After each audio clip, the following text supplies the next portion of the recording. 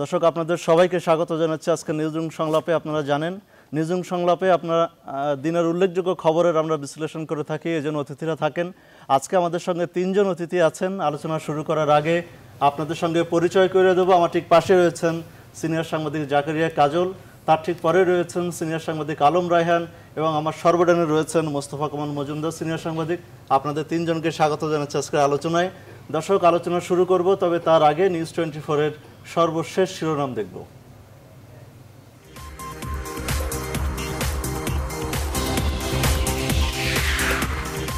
শক্তিশালী হয়ে ধেয়ে আসছে ঘূর্ণিঝড় মোরা, চট্টগ্রাম ও কক্সবাজারে 10 নম্বর মহাবিপদ সংকেত।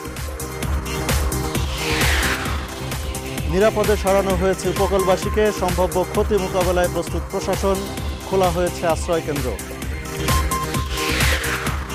জঙ্গিবাদ বৈশ্বিক সমস্যা, মোকাবেলায় সবাইকে সজাগ থাকতে হবে, ভিয়েনায় প্রধানমন্ত্রী। এবং ঢাকা মেডিকেলে চলছে ঘুষ আর প্রতারণার দৌরাত্ম্য, অশোভন আচরণে ক্ষুব্ধ রোগী ও স্বজনরা।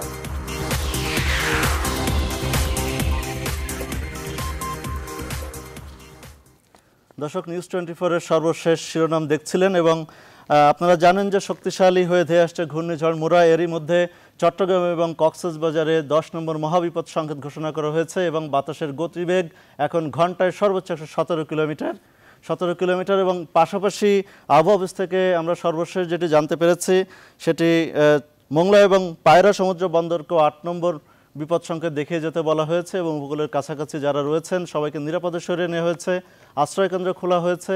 সব কিছু মিলিয়ে আমরা বিষয়টি নিয়ে আলোচনা করতে চাই। দর্শক আপনারা জানেন যে আবহাওয়া অফিস থেকে এও বলা হয়েছে ঘূর্ণিঝড়টির প্রভাবে 5 থেকে 7 ফুট উচ্চতার ঘূর্ণিঝড় জলোচ্ছ্বাস হতে পারে। নদী বন্দরগুলোকে 4 নম্বর সতর্ক সংকেত দেখিয়ে যেতে বলা হয়েছে। বিশেষ করে পার্বত্য চট্টগ্রাম এলাকায় ভূমিধসের আশঙ্কাও রয়েছে। পাশাপাশি চট্টগ্রাম, খুলনা, ঢাকা, বরিশাল সহ বেশ কয়েকটি জেলায় ভারী বর্ষণ হতে পারে। আবহাওয়া অফিস থেকে আরও বলা হয়েছে উপকূলীয় জেলা কক্সবাজার, চট্টগ্রাম, নোয়াখালী, লক্ষ্মীপুর, ফেনী, চাঁদপুর ও অদূরবর্তী দ্বীপ এবং চরগুলো এর আওতায় থাকবে। এছাড়া ভোলা, বরগুনা, পটুয়াখালী, বরিশাল, পিরোজপুর, ঝালকাঠি, বাগেরহাট, খুলনা, সাতক্ষীরা এবং অদূরবর্তী দ্বীপ এবং চরগুলোতেও এই বিপদ সংকেত প্রযোজ্য থাকবে। ঘূর্ণিঝড় মোরা আজ সকালে চট্টগ্রাম এবং কক্সবাজার উপকূল অতিক্রম করতে পারে। এই বিষয়টি নিয়ে আলোচনা শুরু করব। দর্শক প্রথমেই মোস্তফা কামাল মজুমদার, আমরা আরও একটি ঘূর্ণিঝড়ের কবলে পড়তে যাচ্ছি এবং আমরা সিডরের সেই প্রলয়ঙ্কারী ঘূর্ণিঝড় দেখেছি, তারপর মহাসেনের মতো একটি ঘূর্ণিঝড় আসবে করে যদিও প্রাণহানির ক্ষয়ক্ষতি সেখানে কম হয়েছিল। এরপর আমরা দেখলাম যে ঘূর্ণিঝড় মোরা উপকূলের দিকে ধেয়ে আসছে। উপকূলেও যথাযথ প্রস্তুতি প্রশাসন থেকে নেওয়া হয়েছে, মহাবিপদ সংকেত ঘোষণা করা হয়েছে। সেই ক্ষেত্রে প্রশাসন খুবই তৎপর। প্রধানমন্ত্রী আপনি জানেন যে ভিয়েনা সফরে রয়েছেন, বিশেষ করে অস্ট্রিয়া সফরে, যেখানে আইএ সম্মেলন, এবং এই সম্মেলনের থাকা অবস্থায় তিনি দেশের খোঁজ খবর রাখছেন এবং সবাইকে তৎপর থাকার, অত সজাগ থাকার তিনি নির্দেশনা দিয়েছেন।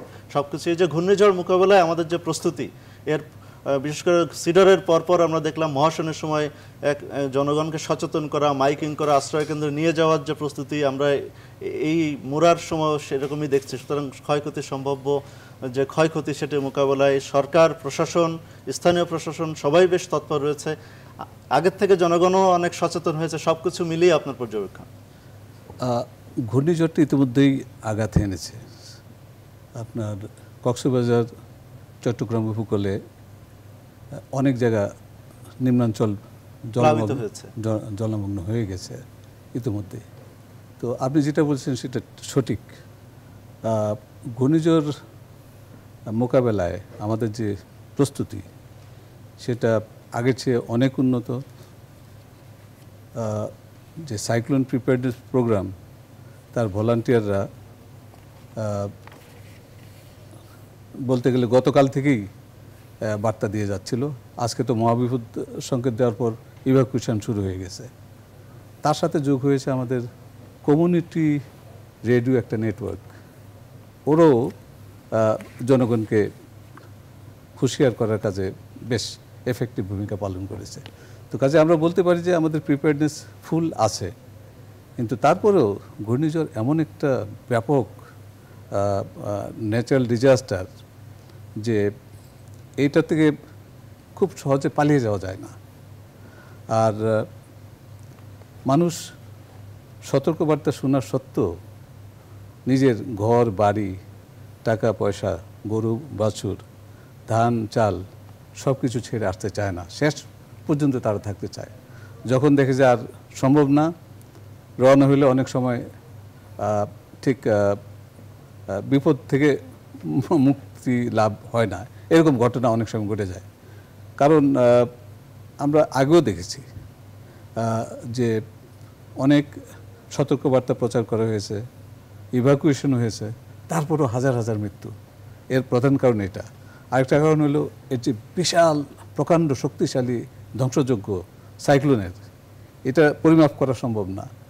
আবহাওয়াবিদরা বলেন যে একটা সাইক্লোনের মধ্যে কয়েক হাজার আপনার টর্নেডোর সেল থাকে। তো বুঝতে পারেন এটা ব্যাপকতা কত।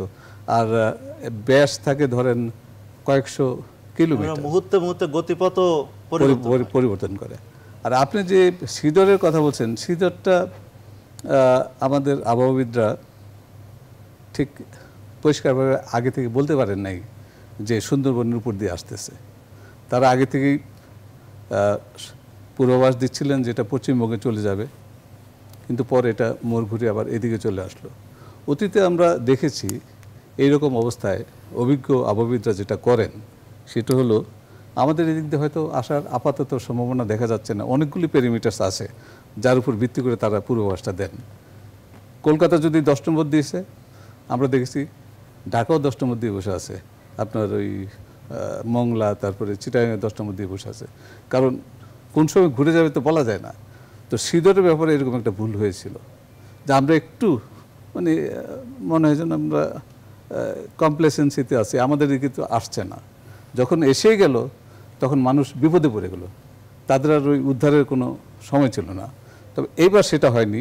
তবে একটা জিনিস আমি বলবো, সেটা হলো এই, সকালে আপনার বার্তা হলো 3 নম্বর সতর্ক সংকেত, দুপুরে 7 নম্বর, সন্ধ্যার সময় 10 নম্বর, এইরকম ঘন ঘন পরিবর্তন এটা একটু পর্যালোচনা করে দেখার বিষয়। এই অল্প সময়ের মধ্যে এই যে আপনার বিপদ সংকেত পর্যন্ত চলে আসলো, মহাবিপদ সংকেত পর্যন্ত চলে আসলো, অল্প সময়ের মধ্যে মানুষ প্রিপারেশন নেবে কেমনে সরে আসার জন্য?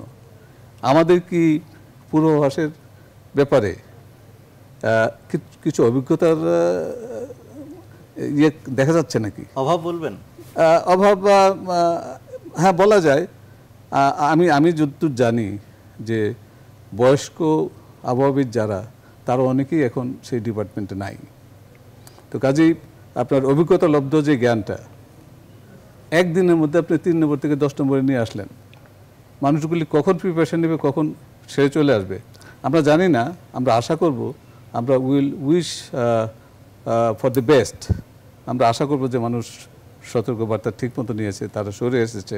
তবে এটা একটা শক্তিশালী ঘূর্ণিঝড়, আমরা আশা করি আমাদের প্রস্তুতির কারণে ক্ষয়ক্ষতি কম। ধন্যবাদ আলম রায়হান। আপনি দক্ষিণাঞ্চলের মানুষ, আপনি জানেন যে এই ধরনের পরিস্থিতি মোকাবেলা উপকূলবাসীদের দিকে কী ধরনের প্রচারণা চালানো হয়, কী ধরনের নিরাপদে সরিয়ে নিয়ে আসা হয়, এবং এই পরিস্থিতি মোকাবেলায় যারা উপকূলে বসবাস করে তাদেরও এক ধরনের নিজস্বভাবে একটু নিজস্ব রিডিং থাকে। তারাও জানে, তারা ওয়েদারের গরম ঠান্ডা বৃষ্টির ধরন দেখে তারা অনুমান করতে পারে যে ভয়াবহতা কীরকম হবে আর কি। তো আমরা এখান থেকে যেভাবে মানে বৈজ্ঞানিকভাবে যে বিশ্লেষণ যেটা করে, যেটা আমরা ধারণা করি, এর চাইতে তারা কিন্তু খুব কম করে তা না। তো মজুমদার ভাই একটা খুব গুরুত্বপূর্ণ কথা বলেছেন যে সমস্যাটা হচ্ছে যে ক্ষয়ক্ষতি বেশি হয় কেন? মানুষ তার আবাসস্থল, তার সম্পদ, তার ওই সর্বস্ব শেষ মুহূর্ত পর্যন্ত আগলে রাখে, ছাড়তে চায় না, যে কারণে ক্ষয়ক্ষতি বেশি হয়। আর এই যে জলোচ্ছ্বাস বলেন, ঘূর্ণিঝড় বলেন, এর যে ভয়াবহতা, আমি শুধু এলাকাগত কারণে না, ব্যক্তিগত কারণে 70-এর সেই যে জলোচ্ছ্বাস, তখন আমি ভোলার চরপেশনে ছিলাম, তখন এ থাকা ভয়াবহতা আমি দেখেছি। সবচেয়ে বড় কথা হচ্ছে ওই সময় তাই রাষ্ট্রীয়ভাবে কোনো প্রচারণা ছিল না, বলেও না। ঘটনা ঘটার 10-12 দিন পর সেন্ট্রাল গভর্নমেন্ট জেনেছে যে একটা দুর্যোগ হয়েছে, কিন্তু ওইখানকার মানুষ কিন্তু অনুমান করছিল যে বড় রকম কোনো পানি আসবে, জলোচ্ছ্বাস তখন বলতো না যে পানি আসবে, ঢল আসবে, প্র্যাকটিক্যালি ৩-৪ ঘন্টার মধ্যে সেই ঘটনা ঘটেছে। তো এইরকম একটা ঘটনা উপকূলীয় এলাকায় থাকে। আর এর চাইতে এই যে আবহাওয়া অধিদপ্তর বা অন্যান্য যে প্রতিষ্ঠান আছে এদের কিন্তু সক্ষমতা বেড়েছে। আর যেহেতু প্রচারণার সুযোগ আছে, মানুষ এখন মানে তথ্য প্রযুক্তির ভিতরে কাছাকাছি সবাই আছে, মানুষের সচেতনতা বেড়েছে, সেহেতু কিন্তু ক্ষয়ক্ষতি কম হচ্ছে। এবং আমার ধারণা এবার যেহেতু ইনিশিয়াল পর্যায়ে আঘাত এনেছে, সকাল পর্যন্ত বোঝা যাবে যে এর ভয়াবহতা কোন পর্যায়ে, 10 নম্বর যে মহাবিপদ সংকেত যেটা বলা হয়েছে সেই পর্যায়ে যায় না আল্লাহর রহমতে বা অন্য কোনো কারণে। আমরা কিছুক্ষণ আগে জানতে পেরেছি যে উপকূলীয় অঞ্চলে গুড়ি গুড়ি বৃষ্টি হচ্ছে, আমাদের সহকর্মী সেই অবস্থার মধ্যে আছেন, আমরা একটু সেখানকার পরিস্থিতি সরাসরি রাজধানীতেও কিন্তু হচ্ছে বৃষ্টি, অবশ্যই সরাসরি একটু জেনে আসতে চাই। দর্শক, আমাদের সহকর্মী নয়ন বড়ুয়া জয় আছেন কক্সবাজারে, সেখানে গুড়ি গুড়ি বৃষ্টি হচ্ছে আমরা খবর পেয়েছি। আমরা তার কাছ থেকে জানতে চাই যে সেখানে প্রশাসনের পক্ষ থেকে কী ধরনের ব্যবস্থা নেওয়া হয়েছে, নিরাপদে সবাইকে সরিয়ে নেওয়া হয়েছে কিনা, এবং সেখানকার সবশেষ পরিস্থিতি। নয়ন বড়ুয়া জয়।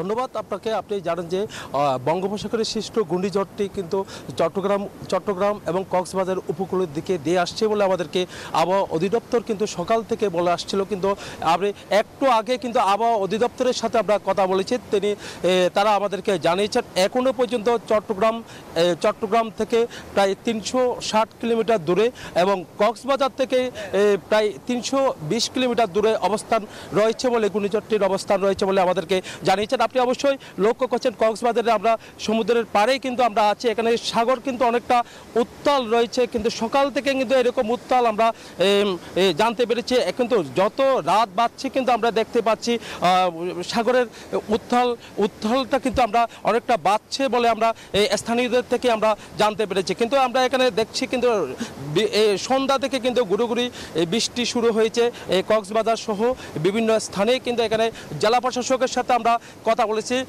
জেলা প্রশাসক এখানে আশপাশ এলাকায় সমুদ্রের পাড়ে যারা অবস্থান করছিলেন অনেকদিন ধরে, যারা এখানে বাসমান দোকান রয়েছে সেই দোকানগুলি সহ এবং যারা এখানে বসবাস করে তাদেরকে নিরাপদ স্থানে কিন্তু সরিয়ে নিয়েছে বলে আমাদেরকে জানিয়েছেন। এখানে আশ্রয় কেন্দ্র রয়েছে, অনেক আশ্রয় কেন্দ্র, সেই আশ্রয় কেন্দ্রে অনেকজন ওখানে অবস্থান রয়েছে বলে আমাদেরকে জানিয়েছেন। এখানে কিন্তু আমার সমুদ্রের পাড়ে কিন্তু আমার পাশে রয়েছে এখানে কয়েকজন, আমরা একটু কথা বলতে চাই। এখানে অনেক স্থানীয় লোকজন, তারা কীরকম আতঙ্কের মধ্যে রয়েছে। আসসালামু আলাইকুম। আমরা সবাই কক্সবাজারে সমুদ্র সৈকতের পাড়ে হোটেল সাইমনের সামনে আমরা সবাই কক্সবাজারে আতঙ্ক বিরাজ করতেছি। বিভিন্ন এলাকার লোকজন বিভিন্ন মূল্যবান জিনিসপত্র, আসবাবপত্র নিরাপদ স্থানে নিয়ে গিয়েছে। আর বিভিন্ন লোকজন যারা আছে সবাই সমুদ্র সৈকত থেকে দূরে সরে বিভিন্ন নিরাপদ আশ্রয় কেন্দ্রে চলে গিয়েছে। আর বিভিন্ন হোটেলের গাড়ি এবং মূল্যবান জিনিসপত্র আশ্রয় কেন্দ্রে রেখে দিয়েছে। আমরা সবাই আল্লাহর কাছে দোয়া করতেছি, আল্লাহ যেন আতঙ্ক বিরাজটা অতি সহজেই সুন্দরভাবে আমাদের করে দেয়। ধন্যবাদ। আমরা কথা বলেছি, আসলে এখানে যারা স্থানীয়রা রয়েছেন তারা কিন্তু খুব আতঙ্কের কথা আমাদেরকে জানিয়েছিলেন। তারা বলছেন আসলে খুব আতঙ্কের মধ্যে রয়েছে, কিন্তু তারা খুব একটা তারা আসলে নিরাপত্তার মধ্যে রয়েছে বলে তারা বলেছে। কিন্তু আমরা যদি কক্সবাজার ছাড়াও যদি চট্টগ্রামের কথা যদি আমরা বলতে যাই, চট্টগ্রামের পতেঙ্গা সহ বিভিন্ন স্থানে কিন্তু যারা ওখানে বসবাসকারী রয়েছে তাদেরকে কিন্তু সরিয়ে নেওয়া হয়েছে বলে আমাদেরকে চট্টগ্রাম জেলা প্রশাসকও জানিয়েছেন। এবং পাহাড়ের পাদদেশে যারা বসবাস করছেন চট্টগ্রাম এবং কক্সবাজারে বিভিন্ন জায়গায় পাহাড়ের পাদদেশে যারা বসবাস করছেন সেখান থেকেও তাদেরকে সরিয়ে নেওয়ার জন্য তৎপরতা শুরু করেছেন জেলা প্রশাসন সহ বিভিন্ন প্রশাসন। তো এই ছিল আমার এখানকার সর্বশেষ তথ্য। নয়ন বড়ুয়া জয়, আপনাকে অসংখ্য ধন্যবাদ, এত রাতে আমাদের সঙ্গে আছেন। পরের বুলেটিনগুলো তো আমরা সরাসরি আপনার মাধ্যমে জানার চেষ্টা করব সেখানকার সবশেষ খবর। দর্শক, এই মুহূর্তে আমরা মোংলার খবরাখবর জানবো। সেখানে আছেন আমাদের খুলনার সহকর্মী শামসুজ্জামান শাহিন। আপনি সন্ধ্যার পরপরই মোংলায় পৌঁছেছেন, সেখানে আমরা জানতে পেরেছি গুড়ি গুড়ি বৃষ্টি হচ্ছে। সবশেষ কি খবর মোংলা অঞ্চলের?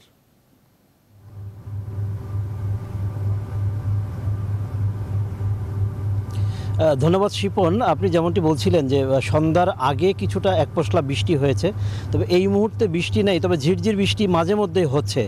মোংলা বন্দর কর্তৃপক্ষের সঙ্গে আমার কথা হয়েছে, তারা জানিয়েছেন যে মোংলা বন্দরে বর্তমানে 11টি জাহাজ আছে, দেশি বিদেশি। সেই জাহাজগুলোকে নিরাপদ স্থানে সরিয়ে নেওয়া রাখা হয়েছে। আমি যদি একটু আপনাকে দেখাই যে আমি এখন বর্তমানে মোংলা বন্দরের জেটিতে অবস্থান করছি। এখানে দুটি জাহাজ, বিদেশি জাহাজ এখানে অবস্থান করছে এবং অন্যান্য যে নিরাপত্তা বলয় সেটি তৈরি করা হয়েছে। বিশেষ করে মোংলা বন্দরের যে নিরাপত্তা কর্মী আছেন, পাশাপাশি নৌবাহিনী এবং কোস্টগার্ড, তারা সতর্ক অবস্থান করে আসছেন যে যদি ঘূর্ণিঝড় আঘাত হানে তাহলে সেইটি মোকাবেলা করার জন্য তারা সার্বিক প্রস্তুতি নিয়ে রেখেছেন। আমরা এখানে পেয়েছি মোংলা বন্দর কর্তৃপক্ষের একজন পাইলট, ওনার নাম ফারুক আহমেদ। আমরা একটু জেনে নেই ওনার কাছ থেকে যে মোংলা বন্দরের নিরাপত্তা ঘূর্ণিঝড় মোকাবেলায় কি কি ব্যবস্থা গ্রহণ করা হয়েছে। ধন্যবাদ আপনাকে। আমরা যখন সকালেই শুনেছি ঘূর্ণিঝড় মোরা ধেয়ে আসছে, তখন 5 নম্বর সংকেত ছিল, তখন আমরা আমাদের মোংলা বন্দর কর্তৃপক্ষের 3 নং অ্যালার্ট জারি করেছি। তারপরে বিকালের দিকে যখন 8 নম্বর হুঁশিয়ারি সংকেত হলো, তখন আমরা অ্যালার্ট 4 জারি করেছি।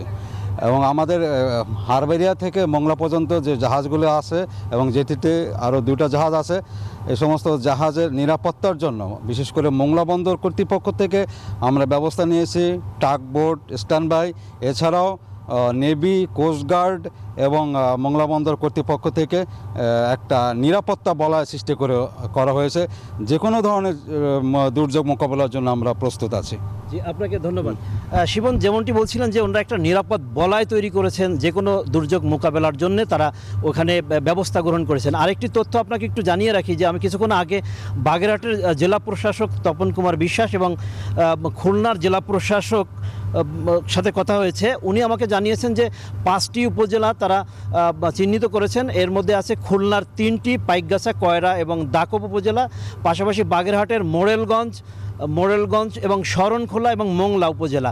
এই 6টি উপজেলা নিয়ে তারা একটা নিরাপত্তা বলয় তৈরি করেছে। সেখানে ইতিমধ্যে মাইকিং করে প্রায় 40,000 মানুষকে সাইক্লোন শেল্টারে আনতে সক্ষম হয়েছে।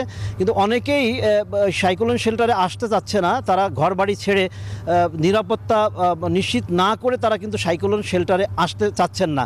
সেক্ষেত্রে স্থানীয় প্রশাসন এবং যারা জনপ্রতিনিধি আছেন সেই জনপ্রতিনিধিদেরকে তারা সম্পৃক্ত করেছেন।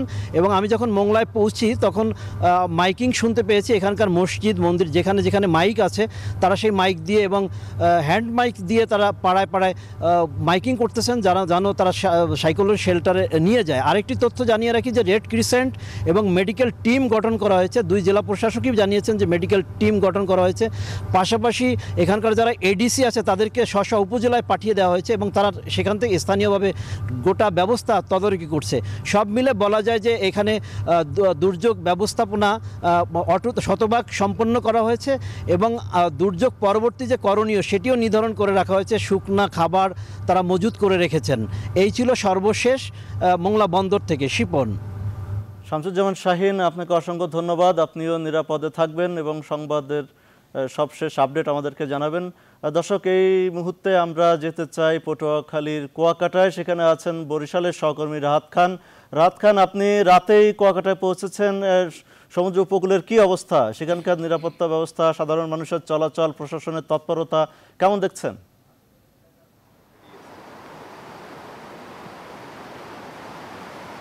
জি, ধন্যবাদ আপনাকে শিবন। আমি এখন দাঁড়িয়ে রয়েছি বাংলাদেশের সর্বদক্ষিণের কুয়াকাটা সমুদ্র সৈকতে। আমি আপনাকে দেখাতে চাই যে সমুদ্র কিন্তু প্রচুর উত্তাল, ঢেউ আসছে এবং ঢেউ এসে কিন্তু সমুদ্রের যে বিচ আসলে সৈকতে আশ্রয় পড়ছে। আর একটি বিষয় যে আসলে যে সমুদ্রের দিন রাত 24 ঘন্টা পর্যটকে মুখর থাকে, এখন বলতে গেলে আমরা ছাড়া আসলে এই বিচে আসলে তেমন কোনো আমরা পর্যটক আমরা দেখছি না।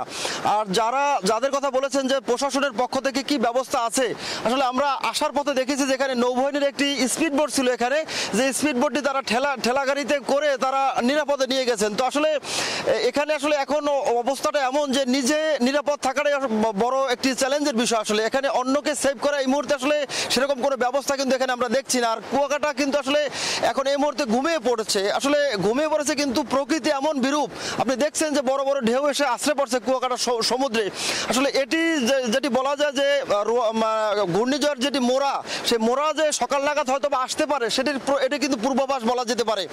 আসলে এখানে আমরা এই বিচে দেখছি এখানকার কয়েকজন স্থানীয় কয়েকজন মানুষ রয়েছেন, বা আপনার সাথে একটু কথা বলতে চাচ্ছি। এখানে আসলে এই সময় আসলে অন্যান্য দিনে কি পর্যটক থাকে কিনা? অনেক সময় অনেক পর্যটক থাকে, আজকাল কোনো পর্যটক নাই এই জায়গায়। আবার একটু বুঝে বলেন। এখানে অনেক সময় পর্যটক থাকে, আজকের এই বন্যার কারণে কোনো পর্যটক নাই এই জায়গায়। আচ্ছা, এই যে ঘূর্ণিঝড় নিয়ে আপনারা কি আশঙ্কা করতেছেন? আমরা ঘূর্ণিঝড় নিতে একটা আতঙ্কের ভিতরে আছি যে কোন সময় নাগাদ আকাল করে এটা তো বলা যায় না কোনো। মানুষজন কি সাইক্লোন শেল্টারে গিয়েছে? কিছু কিছু লোক ভিতরে বাহিরের অবদার বাহিরের লোক, কিছু লোক ভিতরে চলে গেছে মালামাল নিয়ে আর কি, আর কিছু লোক আছে এখনো। ভাই আপনার কাছে একই প্রশ্ন, আসলে এখানে কি অবস্থা? আপনি মনে হচ্ছে প্রশাসনের কোনো লোক হতে পারেন? না, প্রশাসনের লোক না, আমি এখানের একজন বাংলা পানি উন্নয়ন বোর্ডের একজন কেয়ারটেকার। এখানে যে পর্যটক যারা ছিল তারা মাইকিং করার কারণে তারা ভিতরে আশ্রয় নিয়েছেন, এবং স্থানীয় যে পৌরসভার মেয়র তার নির্দেশক্রমে বিকাল থেকে মাইকিং করা হয়েছে।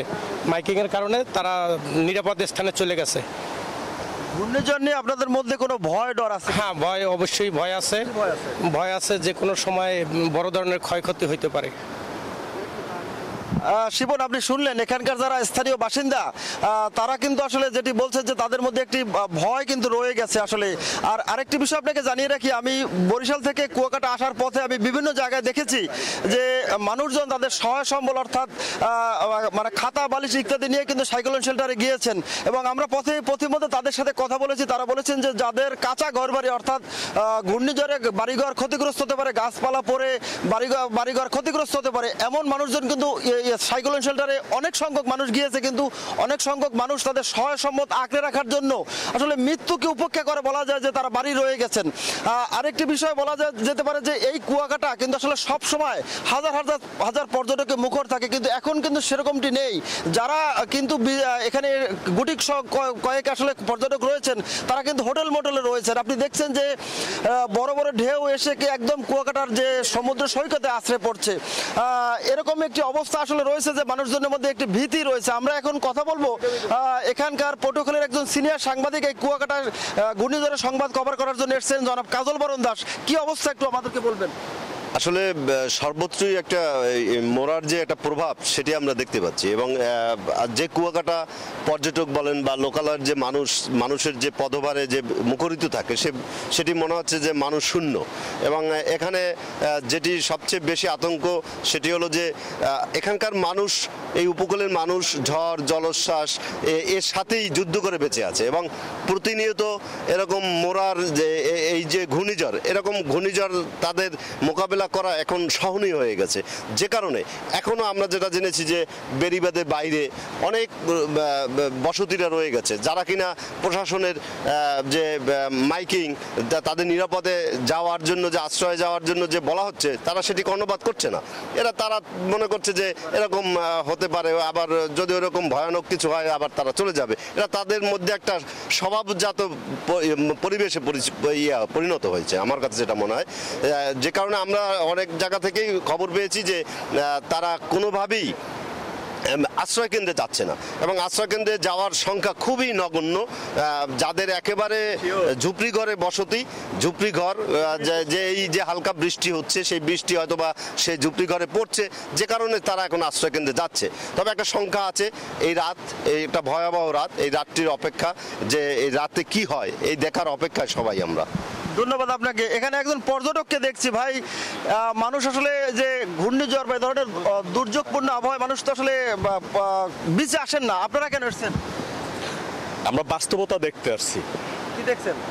যে পথে পথে মানুষ আশ্রয়ের জন্য যাচ্ছে, আর এই মুহূর্তে পর্যটক শূন্য। তো আমরা এখান থেকে আরো মানুষকে, আমরা আমাদের আরো আত্মীয় স্বজনকে, আরো দূরের মানুষকে আমরা এই মেসেজটা দিচ্ছি যে এখানে পরিবেশ খুবই খারাপ। তবে আমরা এখনো খারাপ ওইভাবে তেমন কিছু না, তবে অন্য 8-10টা বিপদের চেয়ে এইটা আরো মনে হয় খারাপ দেখাচ্ছে। ভাই, আপনি একটু বলেন যে কি ভয় আসলে, কি আতঙ্ক আপনাদের মাঝে? আমাদের মাঝে আতঙ্ক যে কোনো সময় বন্যা হইতে পারে, মানে হইলে তো এ জায়গা তো নিয়ে যাইতে পারে। মানে 8 নাম্বার সিগন্যাল তো কখনো হয় না, হয়েছে সিডরের পরে এটাই ভয়ানক। এজন্য আমরা খুব আতঙ্কের ভিতর আসছি, কিন্তু যাওয়ার জন্য আর কিছু পাই নাই, এজন্য যেতে পারি নাই। ধন্যবাদ।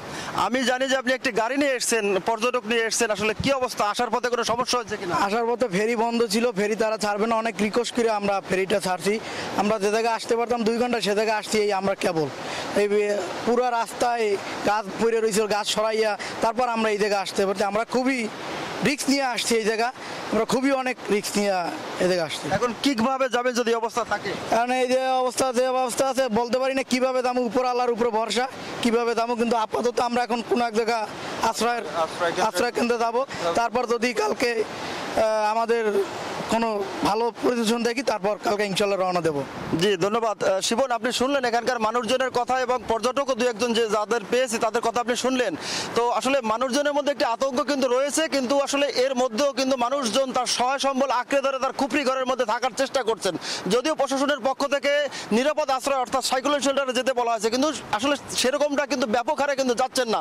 এখন সকাল পর্যন্ত অপেক্ষা করতে হবে মোরা কখন আঘাত হানে এবং কি পরিস্থিতি হয়, কি পরিণতি হয় সেটি জানার জন্য আমাদের সকাল পর্যন্ত অপেক্ষা করতে হবে। শিবন, এই ছিল এখানকার ঘূর্ণিঝড় মোরা সবশেষ পরিস্থিতি।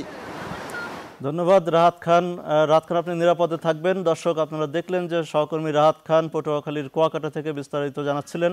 একই সঙ্গে আমরা জানলাম যে কক্সবাজারের পরিস্থিতি জানাচ্ছিলেন নয়ন বড়ুয়া জয়, এবং খুলনার বাগেরহাটের মোংলা বন্দর থেকে জানাচ্ছিলেন সহকর্মী শামসুজ্জামান শাহিন। দর্শক, এ পর্যায়ে একটি বিরতি নেব, বিরতির পর এসব বিষয় নিয়ে আলোচনা করব, আমাদের সঙ্গেই থাকবেন।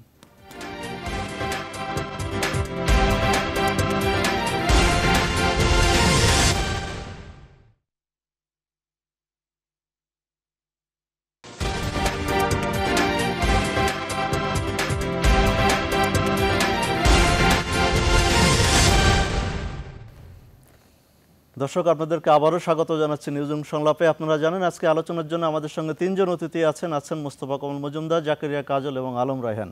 আলম রায়হান, আপনি বরিশালের চিত্র দেখছিলেন, সেখানে প্রশাসন থেকে বারবার মাইকিং করার পরেও কিন্তু নিরাপদে সরে যায়নি, তারাও বেড়িবাঁধের পাশে আশ্রয় নিয়েছে।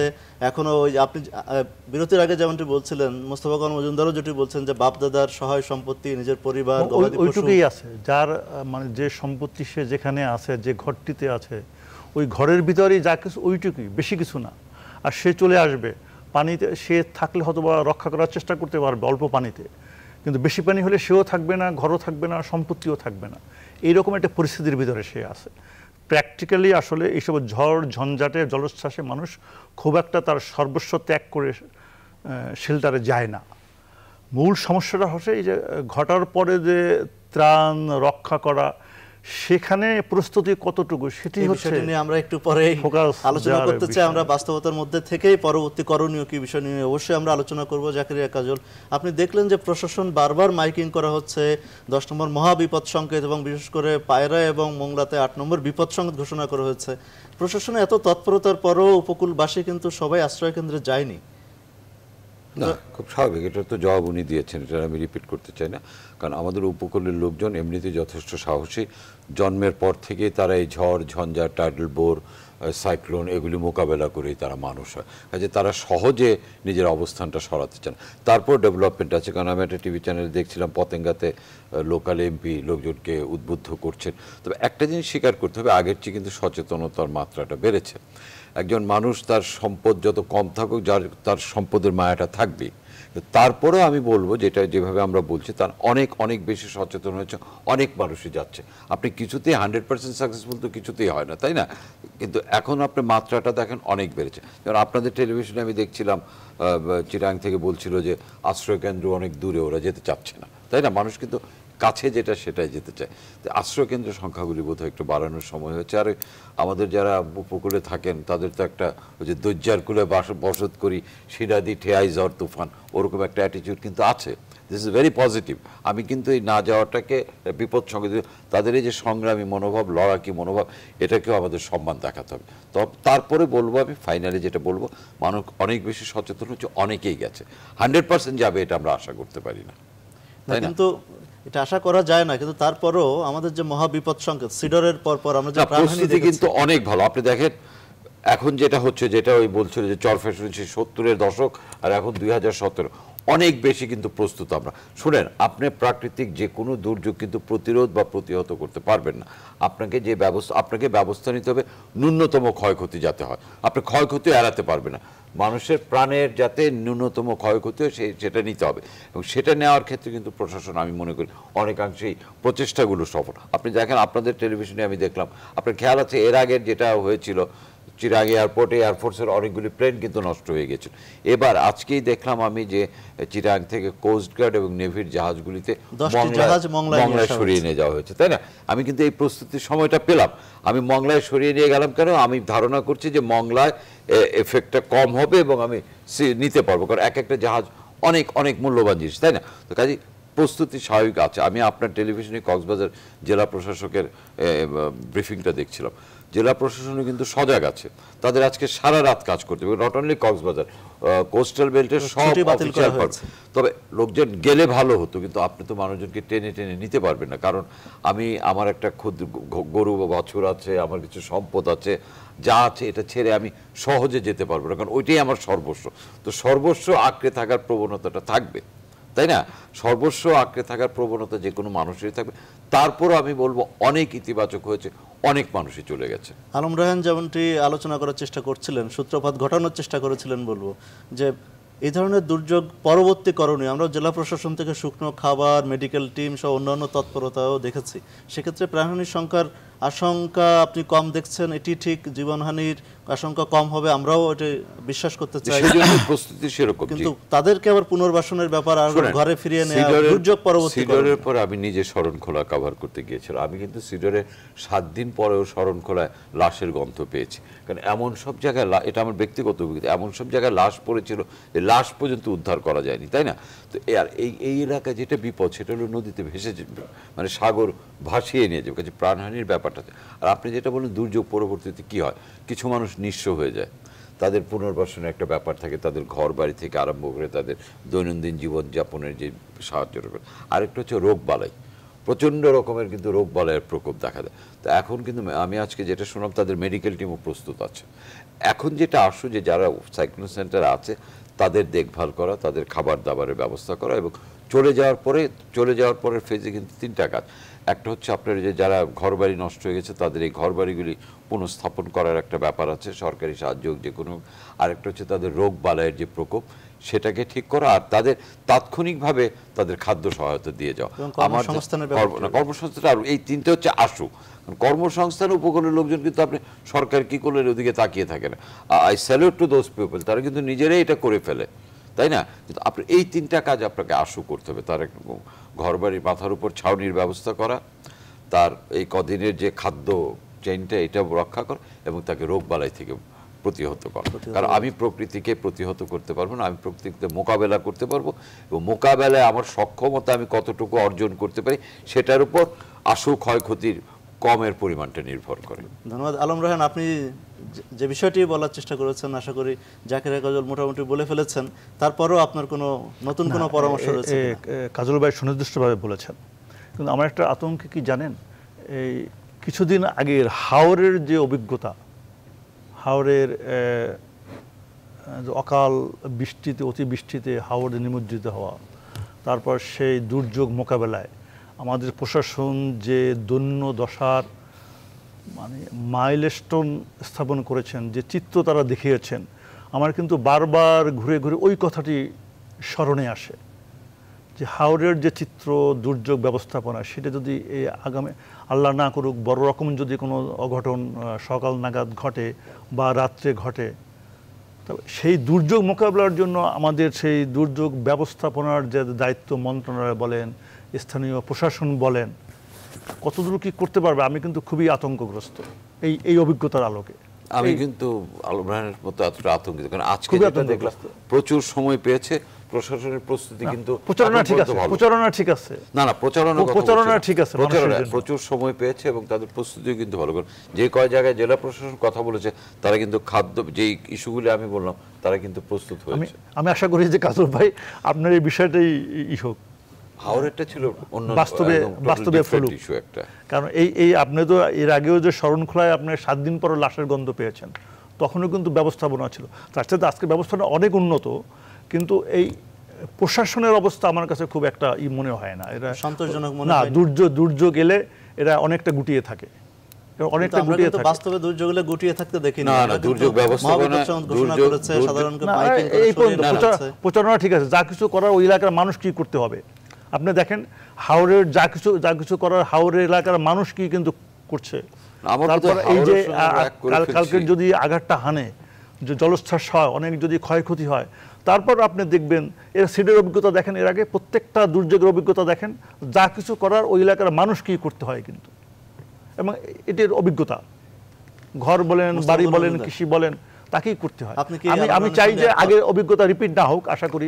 দুর্যোগ ব্যবস্থা আমাদের সক্ষমতা অনেক বেড়েছে, দুর্যোগ ব্যবস্থাপনায় আমাদের সক্ষমতা আগে থেকে বেড়েছে, এটি একেবারেই প্রমাণিত। কিন্তু এই যে বন্যা বা ঝড় জলোচ্ছ্বাস, বিশেষ করে ঘূর্ণিঝড় মোরার পরবর্তী যে সম্ভাব্য ক্ষয়ক্ষতি মোকাবেলায় প্রশাসনের যে তৎপরতা এখন দেখলাম, যে প্রস্তুতি আমরা দেখলাম, সেক্ষেত্রে কি আমরা সন্তুষ্ট হতে পারি?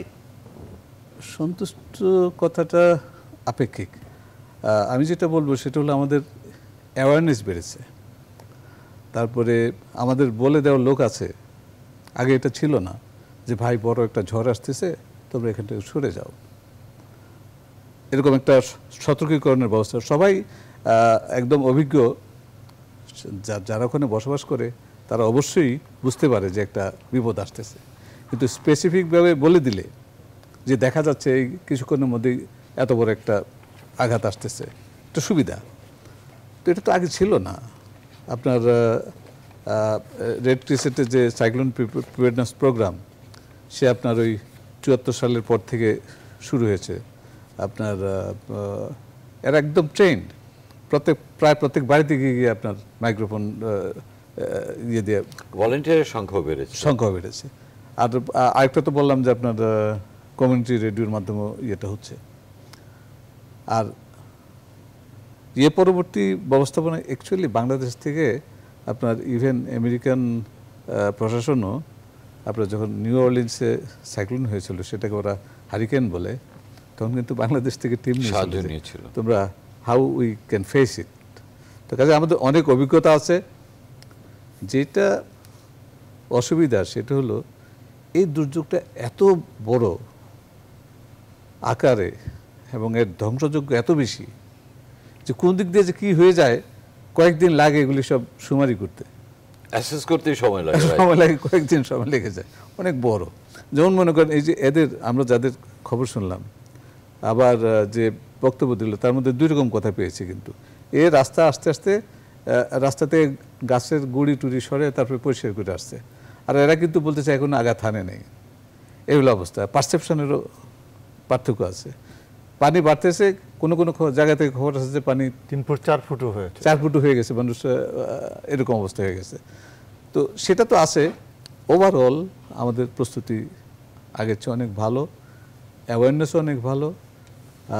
আমরা অতীতে দেখেছি 91-এ যখন বড় সাইক্লোন হয়, পরে বিদেশিরাও সাহায্য করেছে। এলাকা তো শুধু আপনার সব কিছু ধুয়ে মুছে যায় না, আপনার লবণাক্ত পানি এসেও সব কিছুকে ঢেকে ফেলে। আপনার এমনকি কলের পানিও পাওয়া যায় না, বিশুদ্ধ খাবার পানির সংকট হয়। বিশুদ্ধ খাবার পানির সবচেয়ে বড় সংকট হয়। প্রথমে তো পানি খেয়ে আপনার জীবিত থাকতে হবে, তারপর অন্য সলিড খাবার খাবেন। তো সেই জন্য সেখানে ওই কোস্টাল গ্রিন বেল্ট প্রজেক্ট বলে একটা প্রজেক্ট আছে, সেখানে অনেক নারকেল গাছ লাগানোর বন্দোবস্ত করা হয়েছে। নারকেলের পানিটা কিন্তু এই সময় খুবই উপকারী। প্লাস রেইন ওয়াটার হারভেস্টিং অনেকখানি করা, রেইন ওয়াটার হারভেস্টিং এই সময় এটা ধরে রাখা কঠিন। তবে আপনার যাদের উঁচু জায়গায় আপনার বড় মাটির পট আছে, তারা এগুলি রাখার চেষ্টা করেন। তো রেইন ওয়াটার এই সময় শুধু যেগুলো আপনার শেল্টারগুলিতে প্রোটেক্ট করা সম্ভব, প্রিজার্ভ করা সম্ভব রেইন ওয়াটার থেকে। তবে এগ্রিকালচারাল রিহ্যাবিলিটেশনটা হলো সবচেয়ে ইম্পর্ট্যান্ট, কারণ আপনি কয়দিন খাইয়ে রাখবেন, পরবর্তী যে ক্রপটা হবে সেটা যাতে মানুষ ধরতে পারে, বা যাদের ব্যবসা সম্বল সব হারিয়ে ফেলছে, যার একটা জাল ছিল জাল নাই, এরকম যে পরবর্তী কাজটা যাতে ধরতে পারে, এটা আমাদের প্রশাসনের অভিজ্ঞতা আছে।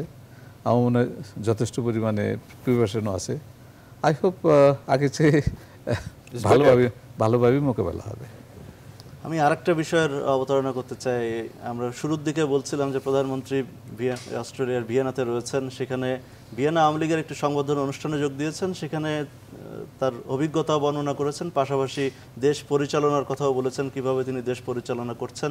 এক পর্যায়ে তিনি সন্ত্রাসবাদ নিয়ে কথা বলেছেন, যে বিষয়টির উপরেই বিশেষ গুরুত্ব দিতে চাই। তিনি বলেছেন সন্ত্রাসবাদ একটি বৈশ্বিক সমস্যা, বাংলাদেশও এর বাইরে নয়, এবং এটি মোকাবেলায় সবাইকেই এগিয়ে আসতে হবে, সবাইকে সজাগ থাকতে হবে। আমাদের বাংলাদেশও বিভিন্নভাবে সন্ত্রাসবাদে আক্রান্ত হয়েছে, তার পরবর্তীতে সরকার দক্ষতার সাথে সেগুলো মোকাবেলা করেছে, এবং বর্তমানেও আমরা বিভিন্ন জায়গায় জঙ্গি আস্তানা অভিযানের খবর পাচ্ছি, সেখানে প্রাণহানি বা নিহতের সংখ্যা ঘটছে, আত্মঘাতী বিস্ফোরণের খবরও আমরা পেয়েছি। সব কিছু মিলে এই যে বৈশ্বিকতার বাইরে যাওয়ার কি কোনো উপায় আমরা খুঁজে পাচ্ছি কিনা, অর্থাৎ বাংলাদেশ বৈশ্বিক জঙ্গিবাদের থেকে বাইরে আসার সুযোগ রয়েছে কিনা, বা সেক্ষেত্রে আমাদের কি কি করণীয়? বাংলাদেশটা অবশ্যই, আমরা তো বৈশ্বিক মানে যে প্রভাব তার বাইরে থাকা খুব কঠিন, তবে আমাদের দেশে এর প্রভাবটা এত প্রকটভাবে পড়বে এটা আমরা অনেকে আশা করি নাই। এবং আমাদের এমনকি প্রশাসনও বলতেছেন, সরকারও বলতেছেন, যখন বিদেশ থেকে বলা হয় যে তোমাদের দেশে আইএস আছে, তখন কিন্তু সরকার বলছে না, আমাদের দেশে আইএস নাই, এটা হোম গ্রোন কিছু সমস্যা, বৈশ্বিক সমস্যা এখনো এখানে এসে করে নেই। অবশ্য আন্তর্জাতিক মিডিয়া বা আপনার বিদেশি গোয়েন্দা সংস্থার তথ্য কিন্তু ভিন্ন। তারা বলে যে না, আইএসের লোকদের প্রভাব এখানে আছে, এবং তারা বর্তমান, আর বিশেষ করে সুইসাইড বোম্বিং, তারপর ইত্যাদি ইত্যাদি, সুইসাইড ভেস্ট টেস্ট, এগুলি তো লোকাল না, টেকনোলজি না, এগুলি নিশ্চয়ই ইম্পোর্টেড টেকনোলজি। তবে আমরা so far we have faced very well, এবং আমার মনে হয় আপনার জেএমবির শুরু থেকেই আপনার নেতৃত্ব এবং তার দ্বিতীয় তৃতীয় স্তরের নেতৃত্ব এবং তাদের যে বিভিন্ন আপনার ল্যাবরেটরিজ, বোমা বানানোর কারখানা, এগুলি বহু আবিষ্কৃত হয়েছে এবং ডিসমেন্টেল করা হয়েছে। আমার মনে হয় খুব এফেক্টিভলি কাজ চালিয়ে যাওয়া হচ্ছে। তবে হ্যাঁ, we have to be very careful, কারণ কখন কোথা থেকে কিভাবে আঘাত আনবে এটা কিন্তু বলা যায় না। এই দুদিন আগে ম্যানচেস্টারে যেভাবে একটা অনুষ্ঠানে যে ঘটনাটা ঘটে গেল, কেউ কল্পনাই করতে পারতেছে না। তবে কিছু হিন্টস পাওয়া যাচ্ছে যে পুলিশ যদি সেই হিন্টস ধরে কাজ করতো তাহলে হয়তো এই ঘটনাটা নাও করতে পারতো। তা আমরা আশা করব যে আমাদের প্রশাসনও এরকম কোনো হিন্টস পেলে সেগুলি যেন মিস না করেন, ব্যবস্থা নেবে, এগুলি যাতে সাথে সাথে ফলো আমরা করেন। একটি বিরতি নিতে চাই, বিরতি একটি তাড়া রয়েছে। আলম রায়হান এবং জাকিরিয়া কাজল, বিরতির পরে বিষয়টি নিয়ে আমরা আলোচনা করব। দর্শক, নিউজরুম সংলাপের পর্যায়ে আরেকটি বিরতি নিচ্ছি, ফিরব শিগগিরই, আমাদের সঙ্গেই থাকুন।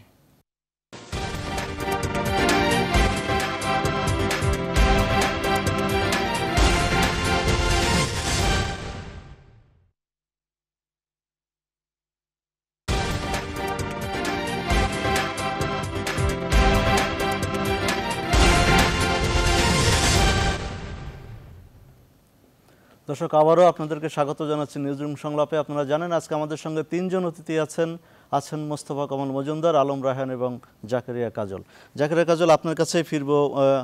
হোম গ্রোনের ব্যাপারটি মোস্তফা কামাল মজুমদার বলছেন, এবং বৈশ্বিক সন্ত্রাসবাদ যেটি নিয়ে প্রধানমন্ত্রী ভিয়েনাতে কথা বলেছেন, সব কিছু মিলে বর্তমান বাস্তবতা। শোনেন, সন্ত্রাসবাদ তো সারা পৃথিবী ছেয়ে গেছে, এটা তো বলার কোনো এখন এটা মানে খালি অমুক দেশ বা তমুক দেশ না। বাংলাদেশের সাফল্য যেটা, সেটা হচ্ছে যে আপনি দেখেন হলি আর্টিজানের পরে শোলাকিয়া, এরপরে কিন্তু বাংলাদেশে যেভাবে তাদের ধাওয়া করা হচ্ছে, যদি আমি বলি, তারা কিন্তু নিয়ন্ত্রণে আছে। এই বিষয়টা অস্বীকার করার কোনো উপায় নেই। হ্যাঁ, অনেক ক্ষেত্রে হয়তো আমাদের অপারেশনাল কিছু ঝামেলা থাকে, বাট আপনি কিন্তু কোনো অ্যাটাকার পাচ্ছেন না। আর বাংলাদেশের মতো এরকম একটা ঘনবসতিপূর্ণ দেশে কে কোথায় লুকিয়ে আছে তাদের চেস করা, এটা কিন্তু খুব সহজ কথা, তাই না? স্পেশালি আপনি দেখেন যে সমস্ত এলাকায় তাদের পাওয়া যাচ্ছে, হয় একদম জনবিচ্ছিন্ন এলাকা অথবা ঘনবসতিপূর্ণ এলাকা। আপনি ধরেন এই যে আমাদের যে সমস্ত একটু লো ইনকাম গ্রুপের লোকজন যেখানে বসবাস করে, সেখানে কিন্তু ওই যে আমরা কিন্তু খবরও রাখি না কে কি, তাই না? আমাদের এখন আগে যেমন একটা মহল্লায় ঝিনাইদহে দেখছি, আগে একটা মহল্লায় কিন্তু সবাই সবাইকে চিনতো, সবাই সবার খবর রাখতো। অতি নাগরিকায়নের ফলে, অতি নগরায়ন এবং নাগরিক বোধের পর আমরা কিন্তু পাশের বাড়ির লোকেরও খবর রাখি না। হ্যাঁ, এক্ষেত্রে কিছু কিছু স্টেপ কিন্তু বেশ, আবার সেই অ্যাওয়ারনেসের কথা, যেমন ভাড়াটিয়া তথ্য, এটা কিন্তু আজকে থেকে 6 মাস আগে কেউ চিন্তা করতো না। এখন কিন্তু এটা 100% 80% হচ্ছে, that is giving you a result. এই ভাড়াটিয়া তথ্য থেকে কিন্তু আপনি অনেক কিছু পাচ্ছেন। অনেক বাড়িওয়ালা সচেতন হয়ে গেছে, তারা অপরিচিত লোককে ভাড়া দিচ্ছেন। তার মানে কি, যারা এই সমস্ত জঙ্গি কার্যকলাপের সঙ্গে লিপ্ত, তারা কিন্তু অনেকটা কোণঠাসা হয়ে আসছে। একবারে আপনি নির্মূল করার চেয়ে, নির্মূলের চিন্তা থেকে নিয়ন্ত্রণটা এখন অনেক বেশি জরুরি। আমার কাছে একটা জিনিস খুব অবাক লাগে, আপনি দেখেন সব দেশে হামলা হচ্ছে, ম্যানচেস্টারে হলো, রাশিয়ায় হচ্ছে, ইসরায়েলে কেন হামলা হয় না আইএসের? আপনি আইএসের হেডকোয়ার্টার থেকে ইসরায়েলের দূরত্ব কিন্তু খুব কাছে, এবং আইএস বলে কি ইসলামের নামে তারা সব করছে। ধর্মীয়ভাবে যদি আপনি ধরেন, মুসলমানদের সবচেয়ে বড় শত্রু হলো ইহুদিরা ধর্মীয়ভাবে। আজ পর্যন্ত তো ইসরায়েলে আইএসের কোনো তৎপরতা চোখে পড়েনি। কেউ যদি মনে করে তাদের এই উত্থান, তাদের এই শক্তিশালী হয়, এসবের পেছনে ইসরায়েলের হাত আছে, আমি বিষয়টা এটা আমি একদম নিজের কথাই বলছি, খুব কি অবাক হব। আপনাদের সব জায়গায় অ্যাটাক হচ্ছে, আইএসের সবচেয়ে নিকটবর্তী যে দেশটা, সেখানে কোনো অ্যাটাক হচ্ছে না। কাজে আইএসকে নিয়ে বোধহয় ভিন্নভাবে ভাবার সময় এসছে। আমরা কেবল যে একটা দিকে ভাবছি তাই না। আমি বিষয়টা বলা কতটুকু সঙ্গত হলো জানি না, বাট বিষয়টা নিয়ে বোধহয় চিন্তা করার একটা গভীর ব্যাপার। বাংলাদেশের ব্যাপারে আমি বলবো, আমাদের আইন রক্ষাকারী বাহিনী এখনও অনেক সামর্থ্যের সঙ্গে মোকাবেলা করছে। কিছু কিছু ভুল তো হচ্ছে। 10টা ইনফরমেশনের মধ্যে 2টা ইনফরমেশন ভুল হওয়া মানে কিন্তু আমি ব্যর্থ হওয়া না। 10টা ইনফরমেশন 2টা ইনফরমেশন ভুল হওয়া মানে আমি যে সচেতন আছি এটার প্রমাণ। আমি আশা করি এই নিয়ন্ত্রিত থাকতে থাকতে একদিন নির্মূল হবে। আপনি যেটি বলছিলেন, যেটি হচ্ছে সন্ত্রাসবাদী কর্মকাণ্ড, এটি যথেষ্ট নিয়ন্ত্রণে, কিন্তু সন্ত্রাসবাদ এটি একটি ব্যাপকতা রয়েছে, এবং সেটি একটি মতবাদের মতো নিজের বুদ্ধি, জ্ঞান, মননকে ধ্বংস করে দিচ্ছে। এটা হচ্ছে কি, একটা ক্লাসের উপর এটার একটা সাইকিক এফেক্ট আছে। আপনি আজকেই খবরের কাগজ, গতকালের খবরের কাগজে দেখলাম একজন বাংলাদেশি আইএসএ নিহত হয়েছে, মারা গেছে। এটা গতকালের খবরে। আমরা কি জানি যে বাংলাদেশ থেকে কতজন গেছে? এখনো কিন্তু আমাদের অনেকে নিখোঁজ আছে। নিখোঁজ হলে আমরা একটা কথা বলে দিই যে সরকার গুম করেছে। সরকার গুম করে কি করে না সেদিকে আমি যাচ্ছি, কিন্তু এই নিখোঁজ বা গুম হওয়া মানুষগুলি যে সিরিয়ায় আইএসের কাছে যোগ দিচ্ছে তার প্রমাণ তো পাওয়া যাচ্ছে, তাই না? কাজে এই টোটাল এটা অনেক বড় আলোচনার ব্যাপার। দেখেন, আমরা অনেক আগে বলা হতো কি মাদ্রাসার ছেলেরা, এখন তো দেখা যাচ্ছে ওয়েল এডুকেটেড ছেলেপেলে, বিত্তবান ছেলে, বাবার উচ্চশিক্ষিত ছেলেপেলেরা যাচ্ছে, তাই না? একটা জিনিস আপনার মানতে হবে, আমাদের কিন্তু অনেক কিছু সামাজিক অনেক কিছু থেকে আমরা দূরে সরে গেছি। আগে দেখেন প্রত্যেকটা মহল্লায় একটা সাংস্কৃতিক অনুষ্ঠান হতো, বছরে একটা নাটক হতো, খেলাধুলা হতো। তখন হতো কি, এই ইয়াং জনগোষ্ঠীতে এগুলি নিয়ে ব্যস্ত থাক। এখন কোনো খেলার জায়গা নেই, কোনো সাংস্কৃতিক চর্চা নেই, তাই না? এখন কি এই তো এর মধ্যে যে আপনি কোথায় যাচ্ছেন, কোনটা যে আপনাকে হিট করছে, কারণ আপনি সারা মনন মেধা আপনি এর মধ্যে নিবদ্ধ করে ফেলেছেন। আমি যখন মাঠে খেলবো, আমি যখন সাংস্কৃতিক কর্মকাণ্ডে যাব, আমি যখন 10 জনের সঙ্গে মিশবো, আমার মেধা মননের গঠনটা কিন্তু ওইরকম হবে। আমার মনে আমাদের সেই সাংস্কৃতিক বোধটা ফিরিয়ে আনতে হবে, সেই মূল্যবোধের জায়গাটায় যেতে হবে। এবং এটা কিন্তু খুব কঠিন কিছু না, উদ্যোগ নিলে এটা কিন্তু খুব কঠিন কিছু না। আমরা অতি আধুনিকতা এবং আবারও সেই অতি নাগরিক এবং অতি নগরায়নের ফলে অনেক কিছু ভুলে যাচ্ছে। এই ভুলে যাওয়ার খেসারত দিতে হয়, প্রকৃতি তার প্রতিশোধ নেয়। ধন্যবাদ। আলম রায়হান। না, আমার বিষয় হচ্ছে যে আইএস নিয়ে কিন্তু আসলে কাজল ভাই যেভাবে বলছিলেন, অনেকেই ভাবে চিন্তা ভাবনা করেন, ভাবেন যে আসলে বিষয়টা কি, এটা কি কারো পক্ষে না আসলে একটি বৃহত্তর কোনো ষড়যন্ত্রের একটি প্রকাশ এটা আছে। এবং বাংলাদেশে আইএস আছে বলা হচ্ছে বিভিন্ন মিডিয়া থেকে, বাইরের মিডিয়া থেকে। আমাদের সরকার যথার্থভাবে সেটি অস্বীকার করে আসছে, এবং আমরা মনে করি যে সরকার এটি সঠিক কাজ করেছে। কিন্তু একটি ব্যাপার, কাজল ভাই যে বললেন যে একটি যে মারা গেছে বাংলাদেশের আইএসের সদস্য, বাংলাদেশের লোক, একটি বিষয় আছে কিন্তু দেখবেন, বাংলাদেশ থেকে যারা যায় সে হয়তো বা কোনো কর্মসংস্থার জন্য গিয়েছে বিদেশে, যাওয়ার পরে সে আইএসের এজেন্ট হিসাবে ওখানে বিক্রি হয়েছে বা কাজ করছে, বা ওইখানে তাকে আইএসের লোক হিসাবে চিহ্নিত করার চেষ্টা করা হচ্ছে। এটা কিন্তু হয়তো বা বাংলাদেশের বিরুদ্ধে আরেকটি বড় রকমের ষড়যন্ত্র হতে পারে।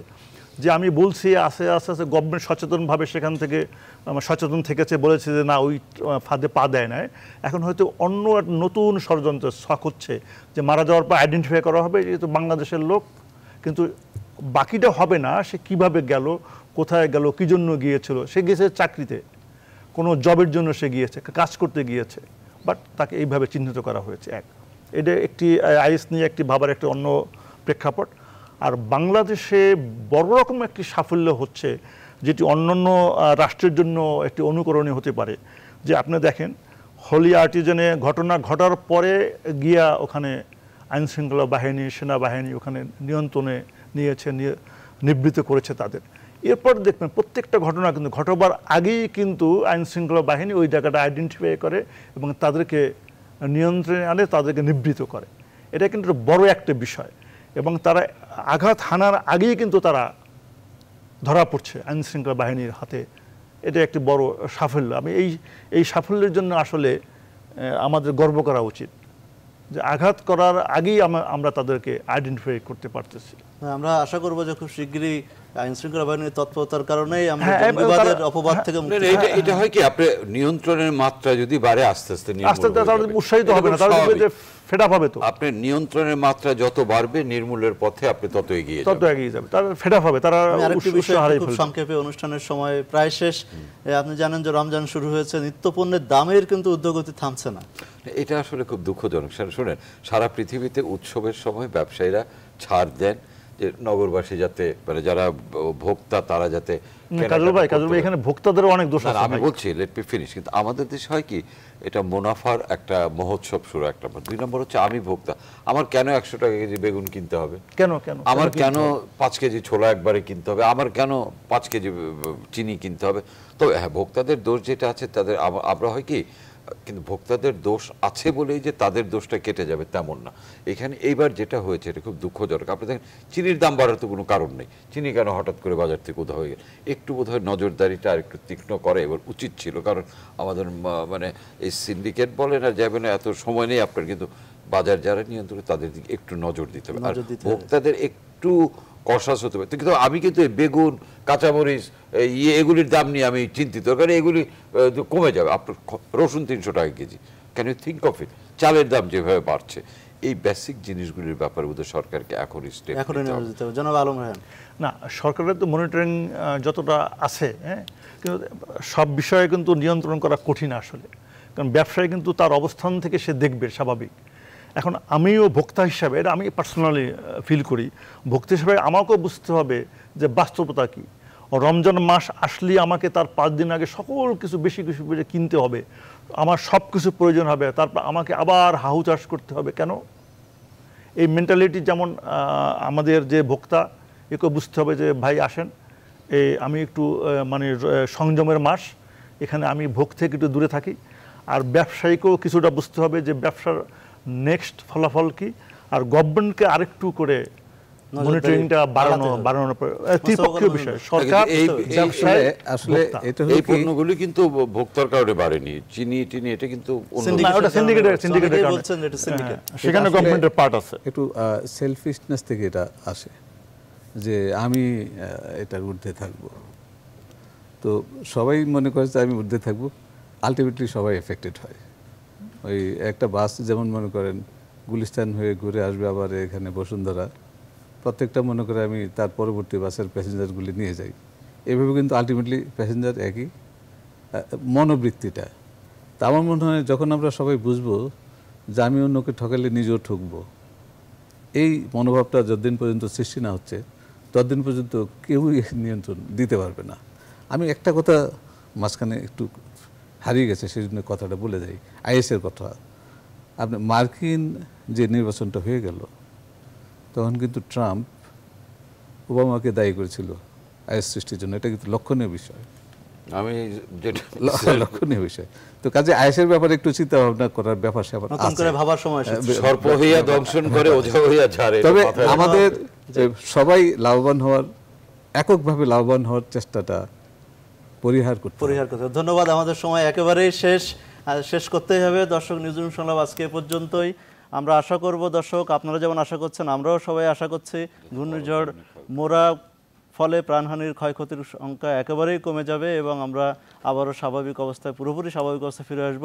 সকালটা আমাদের একটু সুসংবাদ নিয়ে আসবে, এই আশাবাদ ব্যক্ত করে আজকের মতো শেষ করছি। সবাই ভালো থাকবেন, সুন্দর থাকবেন এবং অবশ্যই নিরাপদে থাকবেন।